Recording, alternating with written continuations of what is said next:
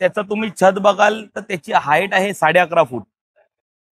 ते ते सुद्धा माप दादाला सांगितलेलं की 11.5 फुटावर छत आहे दुकानात. दादाने आपण जर बघाल तर ह्या तिसऱ्या हातात ढाल आहे. ही ढाल तुम्ही बघायला गेलात ना तर ती जमिनीपासून 13 फुटावर आहे, म्हणजे त्याच्यात सुद्धा 1.5 फुटाचं अंतर आहे. म्हणजे एवढं परफेक्शन. त्यानंतर तुम्ही बघाल जेव्हा बाप्पाची एंट्री होते त्यावेळेस एक पिंपळाचं झाड आहे.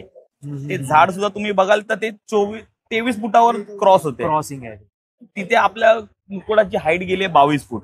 बरोबर. म्हणजे मूर्ती नुसती 45 डिग्री बॅलन्सिंग नसून तेवढा त्यात परफेक्शन सुद्धा आहे. म्हणजे एक एक गोष्टीचं मेजरमेंट आहे खरं तर, आणि त्यामुळे इतकी भव्य दिव्य मूर्ती आपल्याला पाहायला मिळते. हो, त्यामुळे नुसती मूर्तीकडे परफेक्ट बॅलन्सिंग आहेच, पण दुसरा तुमचा बघायचा मार्ग तुम्ही बघा की त्याचा परफेक्शन, की तुम्ही ज्या वेळेस मूर्तीचं आगमन बघाल ना, ती एंट्रन्स तुम्ही आज आताही जाऊन बघाल ना भरपूर लहान आहे. तुम्ही विचारात पडाल की एवढी मोठी मूर्ती तुम्ही एवढूशा गल्लीतून कशी आणली. खरंच खरंच खरंच कौतुक आहे.